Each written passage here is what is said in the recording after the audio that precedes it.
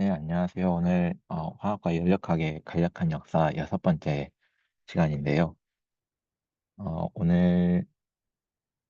오늘 이제 어, 시작하기에 앞서서 항상 이제 소개해드리는 것처럼 이 내용을 판타레이라는 책이랑 그리고 아인슈타인의 냉장고라는 책을 바탕으로 내용을 구성을 하고 있고요. 어, 여러 번 이제 소개해드렸던 것처럼 이제 판타레이라는 책에서 지금까지 우리가 아는 여러 가지 과학사가 어, 사실 유체역학에서 시작됐다라고 약간 주장을 하고 있는 책인데요. 그래서 여기 보이시는 것처럼 저희가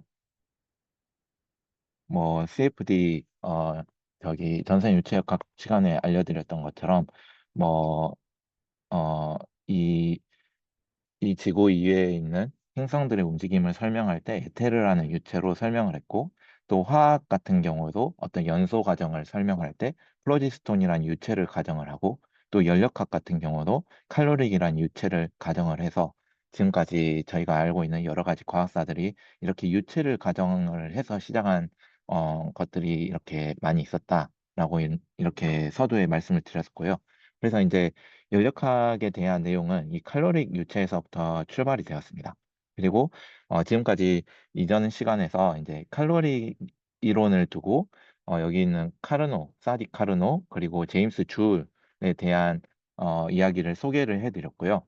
그리고 이 두 분의 이론이 상반되는 약간 모순이 되는 부분들이 있었기 때문에 이 칼로릭이라는 게 일을 하고 또 이 일이라는 게 또 칼로릭이 된다라고 하면 결국 시스템 전체의 칼로리의 양이 계속 증가되는 모순이 생겨서 연구기관을 만들 수 없다라는 이 전제를 어기게 되는 모순이 발생하게 됩니다. 그래서 이 둘의 이론이 나름 타당성이 있는데 이런 모순이 발생하기 때문에 당대에 있던 되게 저명한 과학자들이 거기에 대한 모순을 해결하기 위해서 노력을 많이 했는데요. 그래서 바로 지난 시간에는 여기 보이는 윌리엄 톰슨, 켈빈경에 대해서 소개를 해드렸습니다. 그래서 켈빈경이 굉장히 저희한테 친근하게 다가오는 이유가 이분이 글라스고 대학교 교수님이셨고 실제로 켈빈이라는 칭호를 받은 이유가 글라스고 대학 앞에 있는 켈빈강이 있는데 그 켈빈강을 따서 켈빈이라는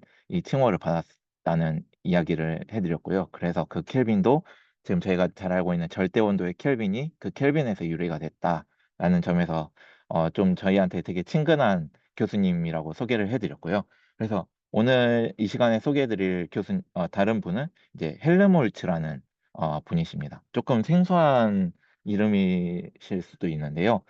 독일에 있는 의사이자 물리학자 그리고 화학자 뭐 여러 가지 역할들을 했던 되게 유명한 분으로 잘 알려져 있다고 합니다. 하지만 저 같은 경우는 되게 생소한 이름으로 그냥 알고 있어서 이번에 공부하면서 조금 이런저런 것들을 많이 알게 됐고요. 이분을 이제 소개를 해드리자면 시기상으로는 1800년대 19세기의 과학자시고 앞에 보였던 뭐 켈빈이라든지 제임스 줄이랑 동시대의 분이셨습니다. 그래서 이제 배경을 보시면 이분이 나름 가문은 괜찮았는데 집안이 조금 어려웠다고 합니다. 그래서 이제 아들의 학비를 이제 아버지가 걱정을 하셔서 이제 아들에게 의대를 갈 거를 권유했다고 합니다. 그래서 보통은 의대를 권유하지 않을 텐데 어, 저희가 이제 의대에 가고 싶어도 가지 못하는 많은 분들이 계심에도 불구하고 이분이 정말 똑똑했는지 너는 물리학자보다는 의대를 가라고 이렇게 권유를 하셨다고 해요. 그래서 장학금의 조건으로는 의대 졸업 후에 10년간 군의관 생활을 하는 걸 조건으로 해서 이제 의대생이 됐다고 합니다. 근데 이제 헬르몰츠라는 분이 이제 당시에 이제 칸트 철학에 굉장히 관심이 많았고 그걸 어떻게 하면 의학적으로 증명할 수 있을까를 고민을 많이 하게 됐다고 합니다. 그래서 환자를 돌보는 어떤 의사로서의 어떤 역할보다는 물리학에 굉장히 관심이 많았다고 해요. 그래서 의사였기 때문에 의사였고 물리학에도 관심이 많았기 때문에 의학적인 것들을 물리학이랑 연결을 시켜가지고 이걸 어떻게 하면 칸트 철학에서 이걸 구현을 해낼까 하는 것들을 되게 관심이 많았다고 합니다. 이제 뭐 칸트 철학에 대해서 소개를 해드리자고 하면 또 시간이 이제 너무 많이 길어지니까 칸트 철학은 조금 사이드로 빼놓고 어 말씀을 드리도록 하겠습니다. 그래서 주요 업적에 대해서 소개를 해드리면 의학적인 부분에서는 이제 안구 내부를 검사하는 검안경을 발명하는 일을 하셨고요. 또 유체역학 쪽에서는 나중에 이제 켈빈이랑 되게 친분이 있어서 켈빈이 또 유체역학에도 굉장히 권위자였기 때문에 유체역학에 대한 영향을 많이 받아서 그거를 이제 어떤 이론을 지지하기 위해서 이상 유체를 가정해야 된다라는 어떤 주장을 했다든지 뭐 이런 업적이 있고요. 그리고 또 음향학 쪽에서는 헬름홀츠 공명기라는 걸 이제 발명을 했다고 합니다. 그래서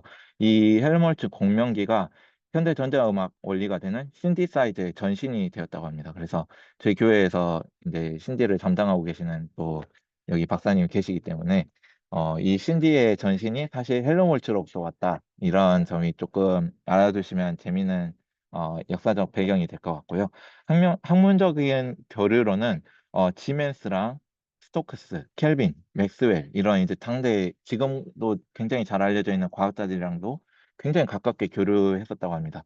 지멘스 같은 경우는 지금 저희가 특히 인준이 형이 잘 아시는 이제 스타 CCM을 이제 이렇게 하는 회사인 지멘스의 그 지멘스가 되겠습니다. 이 지멘스라는 과학자가 나중에 이제 지멘스라는 회사를 설립하게 돼서 오늘날의 그 지멘스가 되었다고 하고요.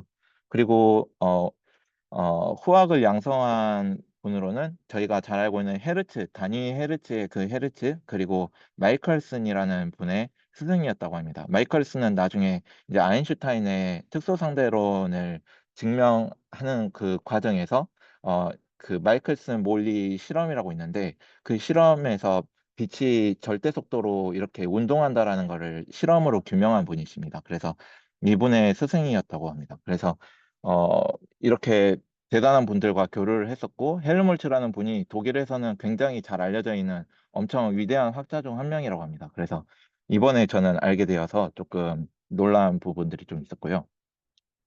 그래서 이 헬무홀츠가 연력학에는 그럼 어떤 역할을 했나 하면 아까 설명해 드렸던 것처럼 헬무홀츠가 의사였습니다. 그래서 의사였는데 당시 19세기 과학자들한테 널리 퍼져 있던 이 개념이 이 무생물과 생물은 엄연히 다른 거다라는 어떤 그런 사고가 있었다고 합니다. 그런 사고 중에 하나가 어떤 초자연적인 어떤 힘인지는 정확하게 모르지만 생명력이라는 어떤 그 힘이 생명을 움직인다라는 이런 주장을 했었다고 합니다. 그런 주장을 하신 분들을 생기론자라고 하고 이 생기론자인 19세기의 많은 과학자들이 이 사상을 가지고 생명을 다뤘는데 여기에 대해서 이제 반기를 든 대표적인 학자가 이 헬름홀츠였다고 합니다. 이제 반생기론자로서 어떤 초자연적인 힘이 이 생명을 움직이게 하는 게 아니고 그냥 우리가 일반적으로 알고 있는 그냥 물리적인 힘, 무생물한테도 이제 뭐 돌을 던졌을 때라든지 뭐 어떤 물건이 아래로 떨어진다든지 하는 우리가 일반적으로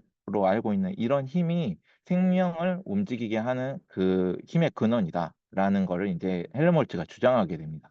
그래서 사실 물생물과 생물의 그런 큰 차이를 두지 않았던 걸 주장을 했었고요.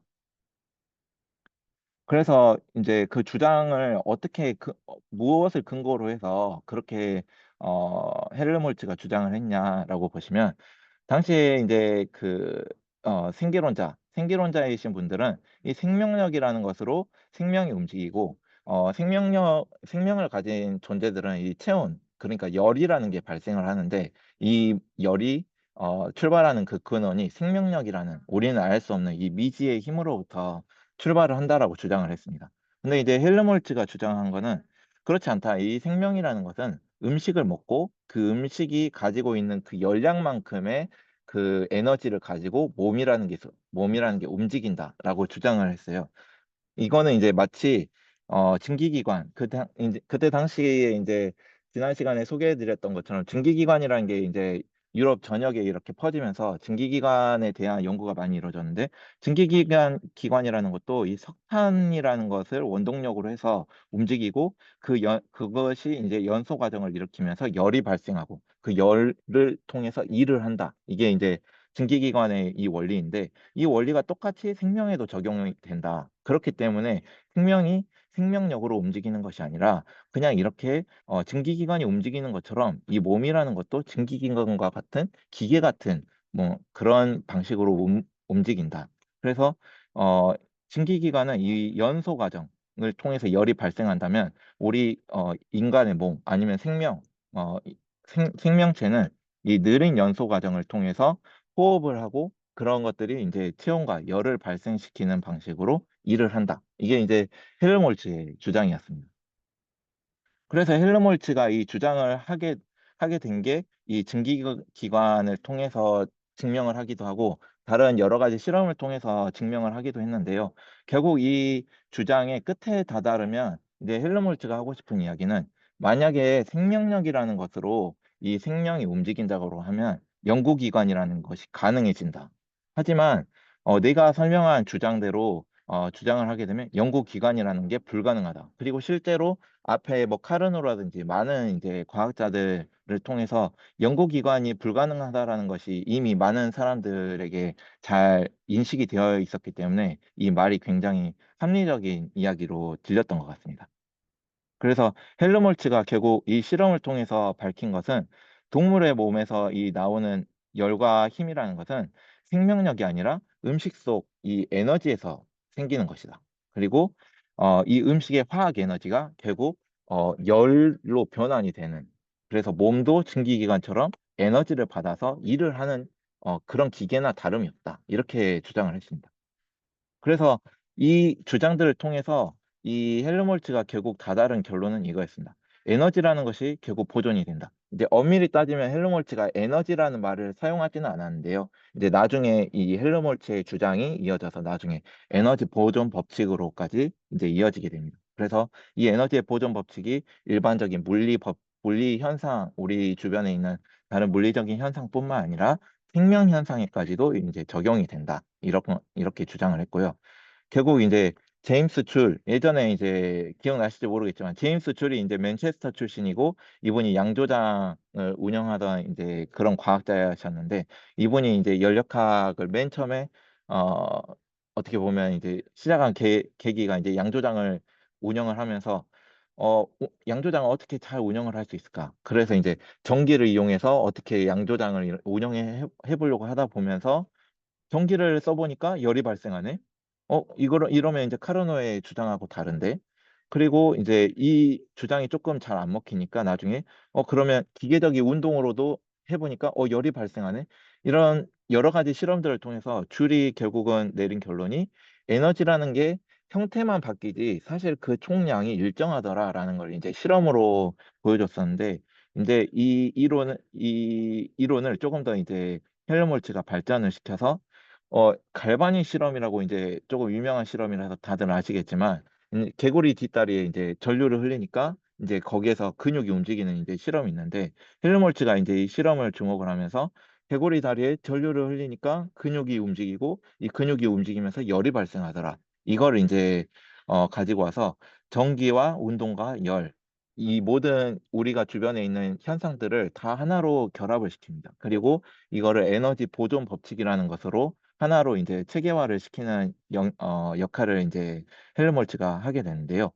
그래서 결국은 헬름홀츠가 한 역할을 이제 하나로 정리를 하자면 결국 이제 연구기관이라는 게 불가능하다라는 원리가 하나 있습니다. 그리고 이 원리 하나에서부터 결국은 입력이라는 게 있어야 일을 할 수 있고 입력이라는 게 없으면은 아무것도 우리는 할 수 없다. 그러니까 일을 하려면 반드시 에너지라는 게 계속해서 투입이 되어야 되고 그 에너지라는 것은 모양만 바뀔 뿐 새로 생기거나 없어지거나 하지 않는다. 그래서 이 연구기관은 절대로 만들 수 없다라는 전제에서 출발해서 에너지 보존 법칙이라는 것을 생각해낸 에너지 보존 법칙을 아직 가려면 더 멀었지만 아무튼 거기에 대해서 조금 더 체계화시킨 역할을 이제 헬름홀츠가 해내게 됩니다.